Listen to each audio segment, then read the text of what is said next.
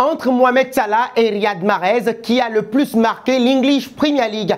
Retenez la question, vos réponses seront très attendues en commentaire. Mais en attendant, n'hésitez surtout pas de vous abonner sur Afrique Sport et d'actionner la cloche de notification pour ne manquer aucune de nos actualités footballistiques sur le continent et à l'international. Le portier simule une blessure en Italie justement pour laisser Sofiane Amrabat rompre son jeûne. Bienvenue à tous sur Afrique Sport pour le deuxième numéro du Zapping, un tour du net pour vous faire part de l'actualité de vos joueurs préférés, leurs actus dans et en dehors du terrain. Ça se passe ici et maintenant, et nous allons débuter avec une très belle séquence. En période de Ramadan, bien évidemment, de nombreux joueurs musulmans rencontrent des difficultés à tenir leur jeûne, n'ayant pas la possibilité de le rompre durant les matchs. Et donc Luca Ranieri, joueur de la Fiorentina, a trouvé une curieuse solution pour remédier à ce problème. Qu'est-ce qu'il a fait, les amis? Vous vous posez certainement la question. Alors que son équipe jouait contre l'Inter Milan samedi soir, le joueur a simulé une blessure à la 91e minute afin que son coéquipier Sofiane Amrabat puisse s'hydrater et manger.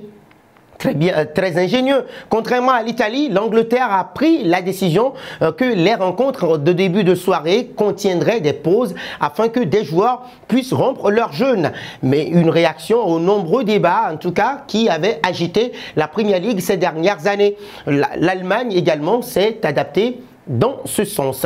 Et justement, parlant du Ramadan, Lucas Digne s'en prend à la 3F. Et ces réactions se multiplient régulièrement. Lucas Digne a été très furieux envers la 3F qui a décidé d'interrompre, de ne pas interrompre tous les matchs du championnat de France pour permettre aux joueurs musulmans de rompre leur jeûne durant ce mois de Ramadan. Alors qu'en Angleterre, notamment, la situation est tout autre. Le latéral d'Aston Villa, justement, s'est exprimé brièvement sur son compte Instagram à coup d'émoji dépité. Il dit ceci, écoutez, en 2023, on peut arrêter un match 20 minutes pour des décisions, mais pour une minute pour boire de l'eau, il n'y en a pas. Voilà. Et donc Didier Dinard, pour Didier Dinard, c'est une voix, en tout cas après Didier Dinard, voilà, c'est une nouvelle voix qui s'élève dans ce climat social déjà très tendu, voire exacerbé. À Nantes, par exemple, Antoine Comboiré a décidé de ne pas retenir Jaouan Adjam, le latéral gauche algérien, dans le groupe nantais pour la réception de Reims. L'international algérien a refusé catégoriquement de rompre son jeûne du Ramadan le jour des matchs, comme l'entraîneur des Canaries le demande aux joueurs musulmans. Ah, c'est fou, n'est-ce pas? Nabil Djellit, oui, il place Riyad Mahrez devant tout le monde. Filons sur Twitter, bien évidemment, et ici, Nabil Djellit a encore fait des siennes. Pour lui, pas de doute, Riyad Mahrez est le meilleur et meilleur que tout le monde. Mahrez est le meilleur africain, le plus impactant depuis qu'il est arrivé en Angleterre. Mais il est plus que ça, selon lui. Il est clairement l'un des joueurs les plus dominants des 10 dernières années en Premier League, selon Nabil Djellit, voire le plus dominant. Il a avancé sans toutefois cligner des yeux. L'Algérie, en tout cas, a écrit l'histoire de l'English Premier League et il est en feu. Samedi dernier, il a encore prouvé dans ce festival de buts là, comptant pour la 29e journée de l'English Premier League face à Manchester City. Il a délivré la 56e passe décisive de sa carrière en Premier League. Et avec ce total, l'Algérien, l'ailier de Manchester City, double l'Ivoirien, 55 passes décisives, Didier Drogba, et il devient le nouveau meilleur passeur africain de l'histoire du championnat anglais. Une superbe récompense en tout cas pour un joueur pas toujours titulaire sous les ordres de Pep Guardiola, mais qui pourtant déçoit rarement lorsqu'il est aligné. L'Algérien, en tout cas, va toutefois devoir batailler dur pour conserver cette couronne. Et parce qu'on sait également qu'il y a Mohamed Salah, l'ailier des Reds de Liverpool, qui est auteur de l'ouverture du score dans ce match, qui le talonne de près avec 54 offrandes au compteur.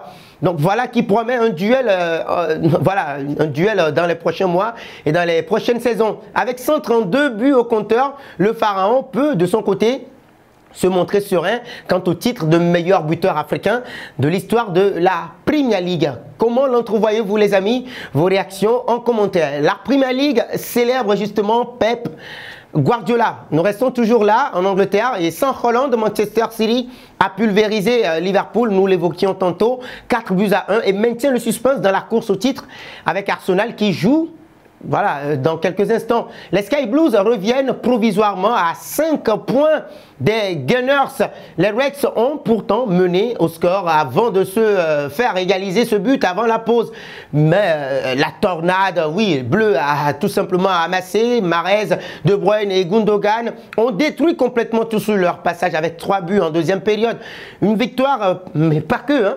Parce que c'est en effet le 100e succès de Pep Guardiola à domicile en championnat et un record puisqu'il devient l'entraîneur à avoir atteint ce chiffre le plus rapidement possible en carrière. Il a réussi l'exploit là en seulement 128 matchs et au cours de cette période, City a marqué 360 buts et n'en a concédé que 102.